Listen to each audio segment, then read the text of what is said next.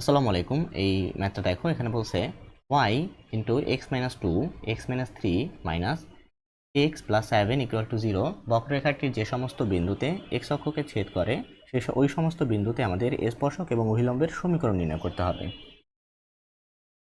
এখন আমাদের স্পর্শক এবং অভিলম্ব বের করতে বলছে, কিন্তু কোনো নির্দিষ্ট বিন্দু দিয়ে দেয় নাই। আমাদের বলে দিচ্ছে যে সকল বিন্দু, অর্থাৎ যে সমস্ত বিন্দু, এখন বিন্দুগুলো অনেকগুলো হতে পারে, এক্স অক্ষকে ছেদ করবে। এখন এক্স অক্ষকে ছেদ করা বলতে কি বোঝায় দেখো, আমি যদি এখানে তোমাকে একটু এঁকে দেখাই। এটা মনে করি ওয়াই অক্ষ, এটা মনে করি এক্স অক্ষ, এটা মনে করি এক্স অক্ষ। এখন এটা যদি এক্স অক্ষ হয়, তারপর আমরা একটা যদি রেখা আঁকি, নর্মাল বক্ররেখা, মনে করি এটা একটা রেখা আঁকলাম আমি, হ্যাঁ, র্যান্ডম। তাহলে এই রেখার ভিতরে এক্স অক্ষকে ছেদ করছে কয়টা বিন্দু? তিনটা। একটা হলো যে এই যে এইখানে, একটা হলো যে এই যে এইখানে, আর একটা হলো গিয়ে এই যে এইখানে। তিনটা বিন্দুতে ছেদ করছে। এখন তাহলে আমাদের এই যে এই বিন্দুগুলোতে কোটির ভ্যালুটা কি বলতে পারবা? এই বিন্দুগুলোতে কিন্তু ওয়াই এর ভ্যালুটা আমাদের জিরো, কারণ এক্স অক্ষের উপরে অবস্থিত, এক্স অক্ষে ওয়াই জিরো থাকে। তাহলে আমরা বুঝতে পারতেছি যে এক্স অক্ষকে যে সকল বিন্দু ছেদ করছে তাদের ওয়াই এর ভ্যালুটা জিরো। এখন ওয়াই এর ভ্যালুটা জিরো ধরে আমাদের এক্স এর ভ্যালুগুলো বের করতে হবে। তো চলো আমরা বের করে ফেলি। এখান থেকে আমরা যদি ওয়াই এর ভ্যালুটা জিরো ধরে এক্স এর ভ্যালুগুলো বের করতে চাই, তাহলে হবে জিরো, এটা হবে পুরোটা জিরো হয়ে যাবে, কারণ ওয়াই এর সাথে গুণ আছে। তুমি চাইলে এমন সাজায় লিখতে পারো। আগে এটা লিখবা যে y minus y into x minus two x minus three minus x plus seven equal zero, তাই তো? এখন এখান থেকে তুমি যদি ওয়াইয়ের ভ্যালুটা জিরো বসাও, তাহলে zero minus x plus seven equal zero.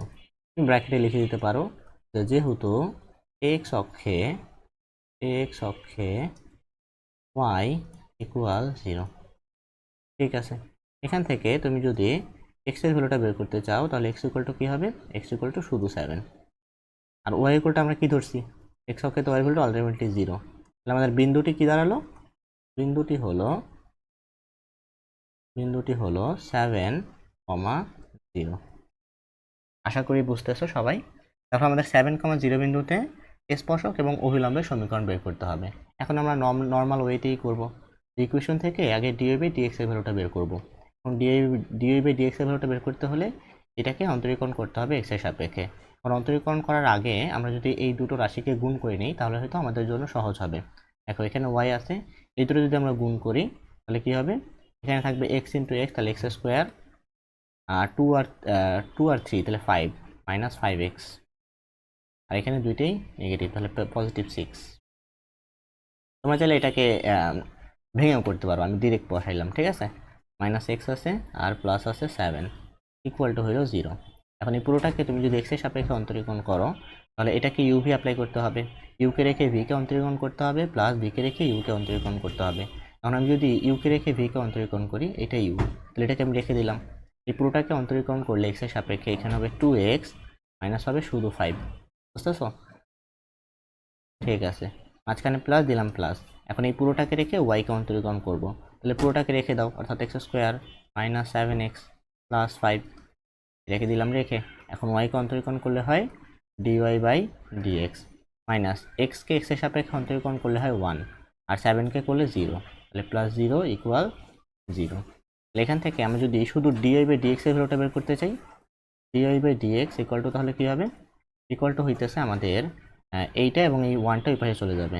উপরে থাকবে কি কি? উপরে থাকবে one minus y two x minus five, তাই তো? আর নিচে থাকবে কোনটা? নিচে থাকবে আমাদের এই যে ডিওয়াই বাই ডিএক্স এর সাথে যেগুলো গুণ আকারে আছে, অর্থাৎ x square minus five x plus six. Dy by dx এর ভ্যালুটা বের করা শেষ। এখন এটা কিন্তু আমাদের সকল বিন্দুর জন্য, আমাদের কিন্তু এই যে নির্দিষ্ট বিন্দুর জন্য একটা ভ্যালু বের করতে হবে। চলো নির্দিষ্ট বিন্দুর জন্য ভ্যালু বের করি। এটা আসলে কিসের কিসের ঢাল? এটা কিন্তু স্পর্শকের ঢাল। তো এখানে লিখে দাও, যতএব স্পর্শকের ঢাল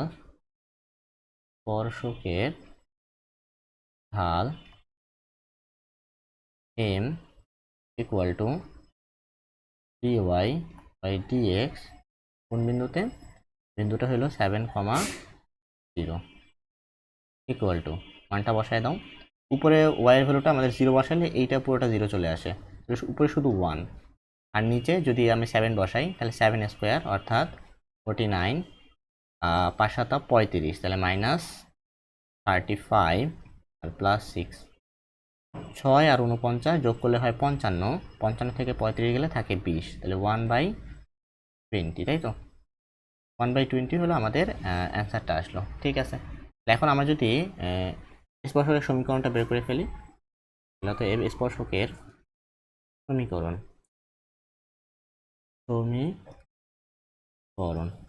y মাইনাস y1, তাহলে y মাইনাস 0, তাই তো equal to m x minus x1, তাহলে 1/20 x মাইনাস 7।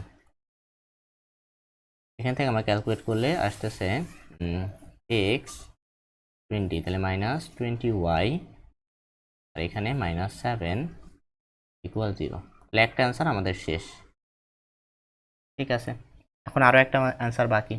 কোন অ্যান্সার বাকি? এই যে আমাদের অভিলম্বের সমীকরণটাও বাকি। স্পর্শক এবং অভিলম্ব যেহেতু পরস্পর লম্ব, তাহলে অভিলম্বের ঢাল হবে কি, এইটা উল্টা করে মাইনাস, বিপরীত করে নেগেটিভ, তাই তো অতএব অভিলম্বের ঢাল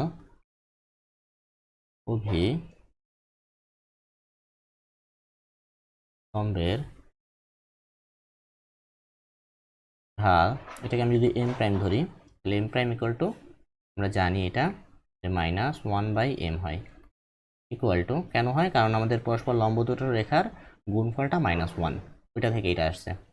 এখানে হবে আমাদের -20, শুধু 20। হ্যাঁ, অভিলম্বের সমীকরণ বের করে ফেলো, তাহলে অভিলম্বের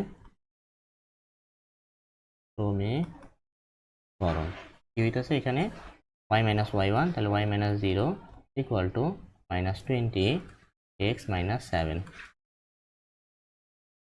এ পাশে আনলে 20x প্লাস y, আর 7 দুগুণে 14, তাহলে 120, 120 এখানে পজিটিভ, তাই তো পজিটিভ এখানে নেগেটিভ হয়ে যাবে, তাহলে -140 ইকুয়াল টু আমাদের 7 দুগুণে 14 এবং একটা শূন্য আসবে 0। ঠিক আছে, এটা আমাদের দ্বিতীয় উত্তর। ক্যালকুলেশনগুলো একটু সাবধানে করবা, তাহলে তোমার উত্তর মিলে যাবে। ঠিক আছে।